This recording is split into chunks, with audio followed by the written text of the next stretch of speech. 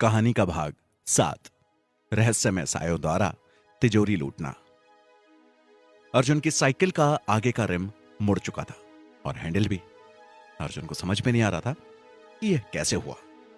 उसने तो अपने घर पर साइकिल को बिल्कुल ठीक हालत में खड़ा किया था और अब उसके घर में सब नाराज थे। अर्जुन इसी उधेड़ बुन में बिस्तर पर लेटा हुआ छत को निहार रहा था। कैसे टूटा मेरी साइकिल का आगे का टायर। ऐसा लग रहा है किसी ने उसे बड़ी बुरी तरह से पकड़कर मरोड़ दिया हो। अचानक से उसे फिर कुछ ध्यान आता है और एक झटके से उठ बैठता है और उसे याद आने लगता है जब वो सड़क पर जा रहा था तब से भ्रम पैदा हुआ था और उसकी साइकिल एक खड्डे में जा गिरी थी। और अब उस बारे में सोचकर उसकी आत्मा एक बार फिर डर कर कांप उठी थी। अर्जुन, विक्की ने अपनी पूरी ताकत से साइकिल को खड्डे से निकालने की कोशिश की थी पर वो निकाल नहीं पा रहा था और जब मैंने भी पूरी ताकत लगा दी तब भी हम उसे निकाल नहीं पा रहे थे और फिर अचानक से मेरी साइकिल बाहर निकल गई। इसका मतलब खड्डे में किसी ने उसे पकड़ लिया था। तो अभी तक हम साइकिल को ऐसे ही चला रहे थे। ऐसा कैसे हो सकता है? ये तो बड़ी अनूठी बात हो गई। अर्जुन के चेहरे पर ढेर सारा पसीना आ गया था अपने साथ होती इन विचित्र घटनाओं के कारण। आखिर हमने उस दिन ऐसी बेवकूफी की ही क्यों? यही वजह नदी में मिली लाश से अपने सोने की अंगूठी और चेन क्यों निकाली? हमें ऐसा नहीं करना चाहिए था। और फिर ऐसे ही शाम हो गई थी। अर्जुन खाना पीना खाकर अब आराम से थोड़ी देर छत पर बैठा था। राधा भी वहीं बैठी मोबाइल देख रही थी। अर्जुन, सुन राधा, क्या तू वाकई में मेरी साइकिल नहीं ले गई थी? सच सच बताना, मैं किसी को नहीं कहूंगा। राधा, नहीं भैया, मैं आपकी साइकिल नहीं ले गई थी। अर्जुन, तो फिर मेरी साइकिल की ऐसी हालत कैसे हुई? राधा, अच्छा बेवकूफ बनाना बंद करो, तुम ही उसे तोड़कर लाए हो। अब मुझे बेवजह परेशान कर रहे हो। मैं तो नीचे जा रही हूं। और उठकर नीचे चली जाती है। अर्जुन चारपाई पर लेटकर आकाश के सितारों को देखने लगता है। आकाश एकदम साफ और चमक रहा था। दूर तक फैले आकाश में अर्जुन तारों की गिनती करने लगा था। आज लंबे समय पश्चात वो तारों को इतनी प्रेम से देख रहा था। कौन तारा कितनी दूर है और कितना बड़ा है इसका अंदाजा लगाने लग गया था। और तभी उसे आकाश में तारे बदलते नजर आते हैं। तारे अपनी जगह से इधर से उधर घूम रहे थे और फिर अजीब अजीब सी शक्ल धारण करने लगते हैं और उनके पहने और नुकीले दांत तीर की तरह अर्जुन को अपनी तरफ पड़ते हुए महसूस होते हैं। वो अपनी चारपाई से उठना चाहता था पर उसे ऐसा लगा किसी ने उसके हाथ पैरों को पकड़ लिया है। वो अपनी पूरी जान लगा रहा था खड़े होने के लिए पर बिल्कुल भी हिल नहीं पा रहा था। वो बड़ी जोर से चिल्लाना चाहता था पर उसके तो होठ भी नहीं खुल रहे थे। उसे अपने चारों ओर एक अजीब सी धुंध फैलती नजर आती है और फिर एकदम से उसे वही नदी नजर आने लगती है। एकदम से नदी का पानी धीरे धीरे उसके पैरों से ऊपर की तरफ बढ़ रहा था। अर्जुन को ऐसा लग रहा था जैसे पानी उसे डुबोने की कोशिश कर रहा है। अर्जुन लगातार उस पानी से दूर होने की कोशिश करता है पर हिल भी नहीं पाता। पानी लगातार ऊपर की तरफ बढ़ता है और उसके घुटनों से होते हुए कमर तक आ पहुंचता है। आकाश से भी बहुत ही डरावनी शक्लें उसकी तरफ बढ़ रही थी और तभी छत पर उसकी बहन फिर से आ जाती है लगभग चिल्लाते हुए, भैया भैया चलो नीचे, पापा बुला रहे हैं। राधा की आवाज उसके कानों में पड़ती है पर वो कोई जवाब नहीं देता। उसके होठ तो बंद पड़े थे। राधा लगता है सो गए और फिर मुस्कुराती है। उसके पास आकर उसे बड़ी जोर से हिलाती है। उठो जल्दी से, आज तो तुम्हें डांट खाकर ही सोना है। चलो उठो भैया। और उसे हिलाती है। अर्जुन के ऊपर पड़ा दबाव राधा के इतना फोर्स करने के कारण टूट जाता है और वो एकदम से उठ बैठता है और तेजी से अपने चारों तरफ नजर घुमाता है। वहां कोई पानी नहीं था, ना ही कोई धुंध और ना ही आकाश से सितारे नीचे आ रहे थे। वो अपनी ही जगह पर चमक रहे थे। राधा, क्या बात है भैया, पापा का नाम सुनते ही तुम्हें तो पसीना आ रहा है। चलो अब नीचे जल्दी से। अर्जुन तेजी से राधा से भी पहले नीचे की तरफ बढ़ जाता है। राधा उसे देखती रह जाती है। अर्जुन, जी पिताजी, आपने मुझे बुलाया? देवेंद्र सिंह, हाँ मैंने तुझे बुलाया। और अपनी जेब से पैसे निकाल कर उसे देते हैं। ये ले, कल सुबह अपनी साइकिल ठीक करा लेना और अब ध्यान से चलाना। अगर दोबारा से एक्सीडेंट किया तो फिर तेरे से साइकिल छीन ली जाएगी और ये मेरी पहली और आखिरी वार्निंग है, समझ गया? अर्जुन, जी पिताजी। और बड़ी खुशी से जल्दी से अपने पिताजी के हाथ से पैसे ले लेता है। अच्छा पिताजी, मैं सोने जा रहा हूं, देवेंद्र सिंह। ठीक है, चल जा। अर्जुन फौरन अपने कमरे की तरफ बढ़ जाता है। जैसे ही वो कमरे में कदम रखता है, उसे अकेलापन खाने लगता है। उसके दिमाग पर फिर से डर हावी होने लगा था। वैसे तो वो कमजोर दिल का लड़का था नहीं, आर्मी में जाने की उसकी बेहद ख्वाहिश थी और जिसके लिए वो मेहनत भी कर रहा था, पर फिर भी उसे दिखाई देने वाले इन भ्रम ने उसे भी डरपोक बना दिया था। अर्जुन अपने कमरे में चारों तरफ नजर दौड़ाता है। अलमारी, पंखा, मेज, बिस्तर, हर कोने पर उसकी नजर घूम रही थी और वो हल्के पैरों के साथ अंदर आकर आराम से अपने बिस्तर पर लेट जाता है। उसने लाइट भी बंद नहीं की थी। अर्जुन, ये मैं क्या कर रहा हूं? क्यों अपने ऊपर डर को हावी होने दे रहा हूं? और फिर मन में हनुमान चालीसा का जाप करते करते गहरी नींद में चला जाता है। दूसरी तरफ रात 2:30 बजे 2 लड़के, जिनके बदन पर पूरी तरह से काले लिबास हैं, चेहरे के ऊपर लंबे बाल झूल रहे हैं, आंखें अजीब तरीके से चमक रही थी और इस वक्त वे दोनों एक बड़ी सी कोठी के सामने खड़े थे।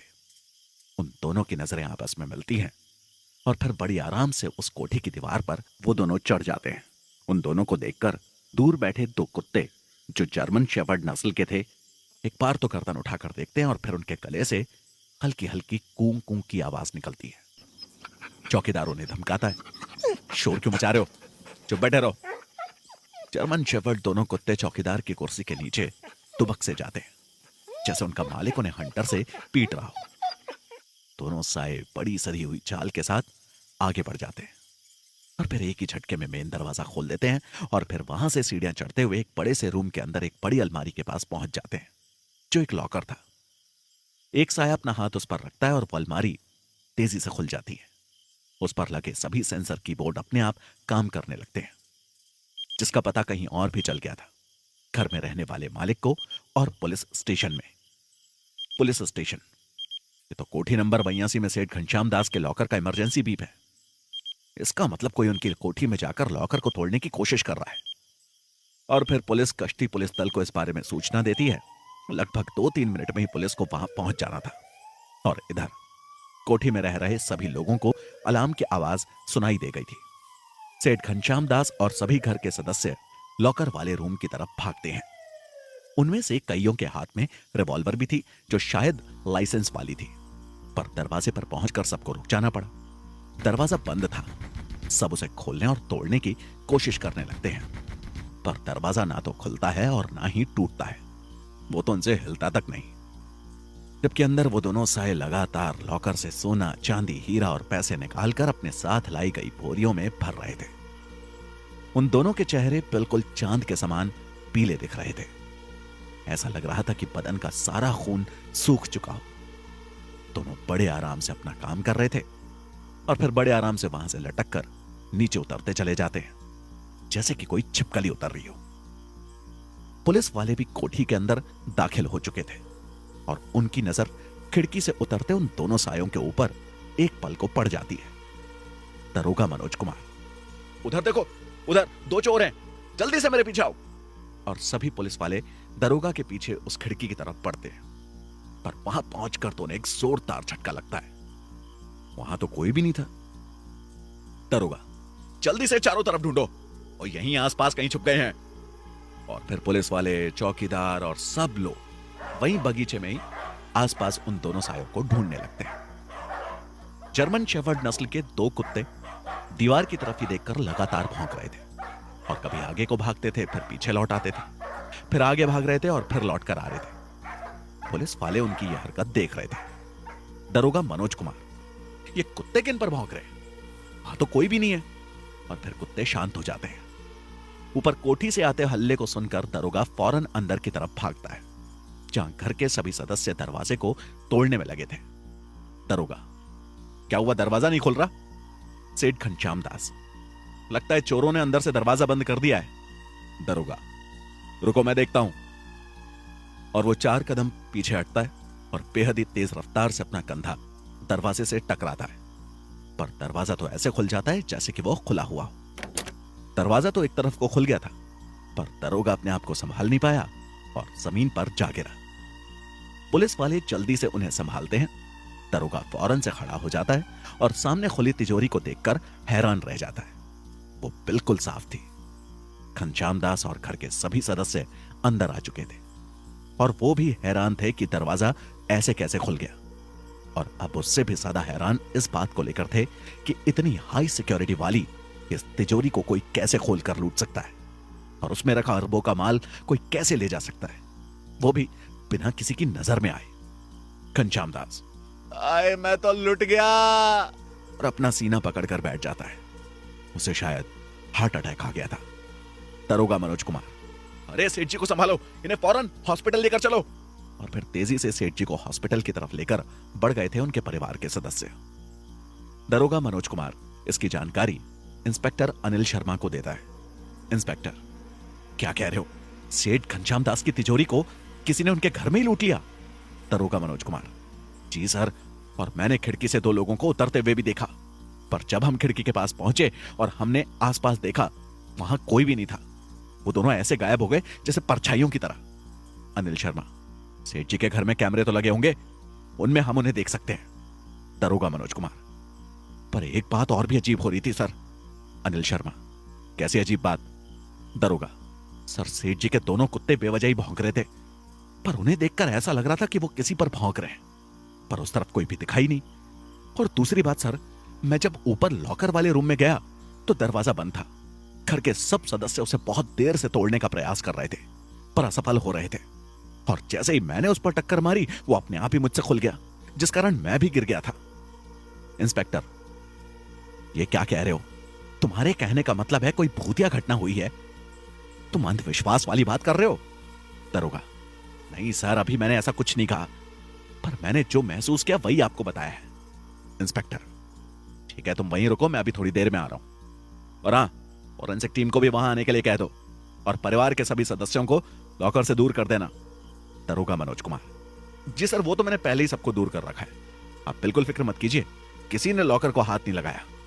इंस्पेक्टर, ठीक है, फिर मैं निकल रहा हूं, तब तक तुम संभाल लेना। और फिर फोन रख देता है।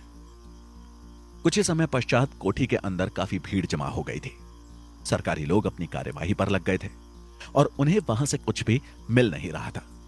अलमारी के लॉकर कैसे टूटे और फिर लॉकर को कैसे खोल दिया गया, यह तो रहस्य ही बनकर रह गया था।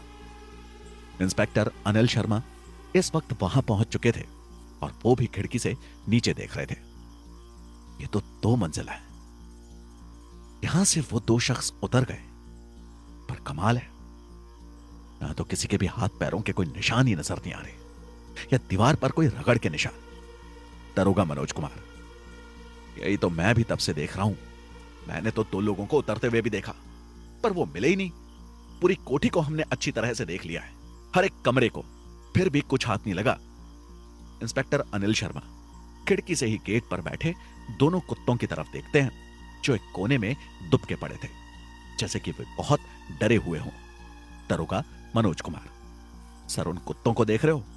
यही हैं वो 2 कुत्ते जो बेवजह भौंक रहे थे, पर जिस तरह भौंक रहे थे उस तरफ तो कोई था ही नहीं। इसलिए तो मैं भी अभी तक इसी रहस्य को समझने की कोशिश कर रहा हूं कि कुत्ते आखिर भौंक किस पे रहे थे। इंस्पेक्टर अनिल शर्मा, चलो अब इस टाइम की वीडियो क्लिपिंग दिखाओ। दरोगा मनोज कुमार, जी चलिए सर। उस रूम में टीवी पर वीडियो चल रही है, परिवार के और सदस्य भी देखने की कोशिश कर रहे हैं, पर अभी तक तो उन्हें कोई और नजर भी नहीं आया। मैंने कई बार उनसे पूछ लिया है। इंस्पेक्टर अनिल शर्मा तेजी से उस रूम की तरफ जाता है। उसे आता देखकर परिवार के सदस्य टीवी के आगे से हट जाते हैं।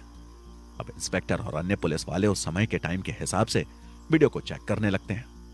परिवार का एक सदस्य, सर, जैसे ही उस टाइम कमरे के अंदर कोई दाखिल होता है, कैमरा ऑटोमेटिक रूप से बंद हो गया है।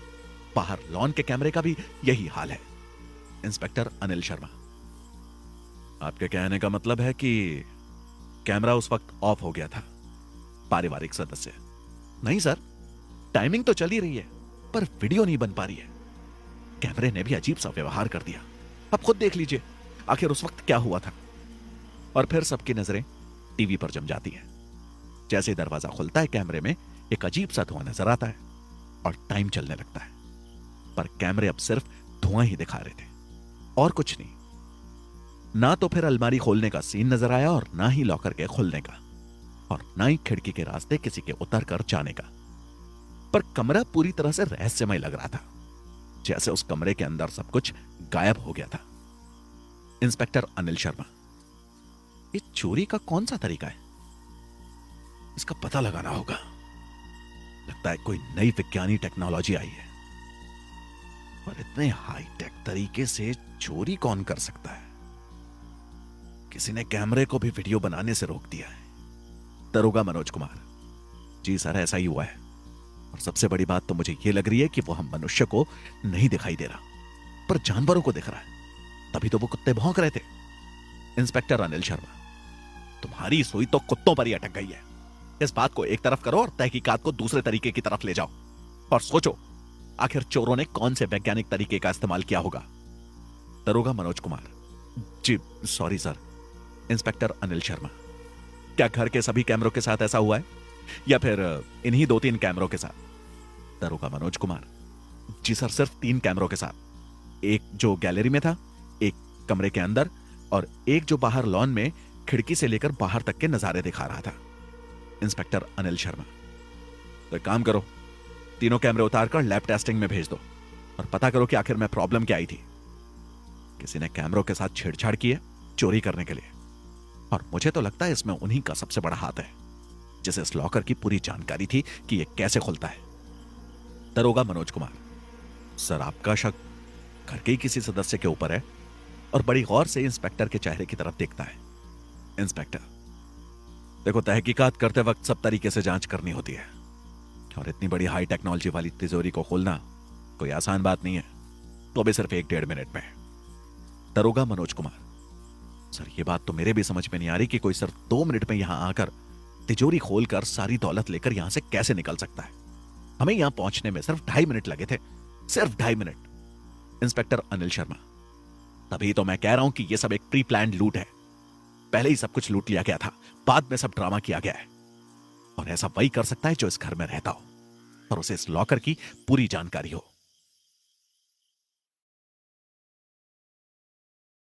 कहानी का भाग 8, रहस्यमय साय और अंगूठियों का लौट आना। रात शहर में 2 अज्ञात सायों ने सेठ घनश्याम दास की तिजोरी को पूरी तरह से खाली कर दिया था। पुलिस वाले वहां तहकीकात कर रहे थे, पर किसी भी कैमरे में दोनों शख्स नजर नहीं आए थे। अगले दिन सुबह 10 बज चुके थे, पर अर्जुन अभी तक सो रहा था। उसके मम्मी पापा खेत में जा चुके थे। राधा, भैया उठ जाओ, अब थोड़ी देर बाद सूरज सर पे आ जाएगा, अब क्या सोते ही रहोगे? और उसके नाक को दबाती है ताकि वो एकदम से उठ जाए। अर्जुन, क्या कर रही है? सुबह सुबह परेशान करने की तुझे आदत पड़ गई है। राधा, अरे अब उठ भी जाओ, 10 बज चुके हैं। 10 सुनाई नहीं दे रही मेरी बात आपको? पापा मम्मी दोबारा खेत से आ जाएंगे और तुम्हें सोता देखेंगे तो आग बबूला हो जाएंगे, इसलिए अब उठ भी जाओ।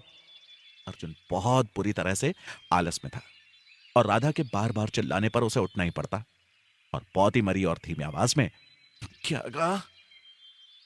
10 बज गए? इतनी देर कैसे हो गई? मैं तो सुबह 4 बजे उठ जाता हूं। मेरा तो रोज क्रिकेट मैच छूट रहा है। और फिर उठकर बाहर आ जाता है और दिन के उजाले को देखकर अजीब सा फील करता है। राधा, अब जल्दी से तैयार हो जाओ, मैं तुम्हारे लिए खाना लगा देती हूं। पता नहीं क्या हो गया है, तुम्हें तो फौज में भर्ती होना है, ऐसे कैसे काम चलेगा? तुम्हें कुछ ध्यान है या नहीं?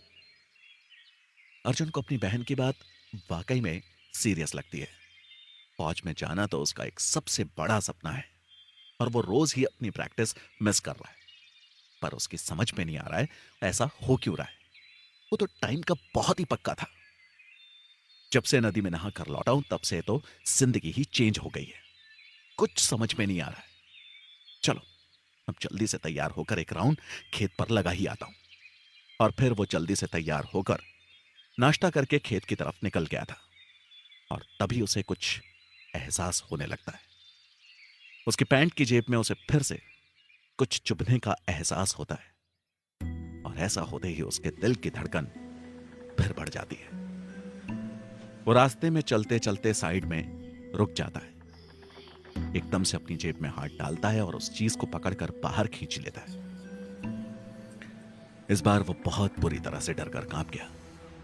वो सभी अंगूठियां और चैन उसकी जेब से बाहर निकल आई थी। उसे अपने सिर पर सूरज घूमता हुआ दिखता है। उसकी तपन उसे बर्दाश्त नहीं होती और वो धड़ाम से जमीन पर आ गिरता है। शरीर और चेहरे पर आए हुए पसीने में जमीन की मिट्टी चिपक सी जाती है। उसका हाथ उसके चेहरे के पास आ जाता है और अंगूठी और चैन उसकी आंखों में चमकने लगती है। अर्जुन उन्हें अपने हाथ से दूर फेंकने की कोशिश करता है, पर अब तो वो उसके हाथ से चिपक ही गई थी, दूर जा ही नहीं रही थी। उसके कानों में एक सनसनाहट सी होने लगती है और एक आवाज सुनाई देने लगती है, नदी के शोर की, जो लगातार बढ़ती जा रही थी।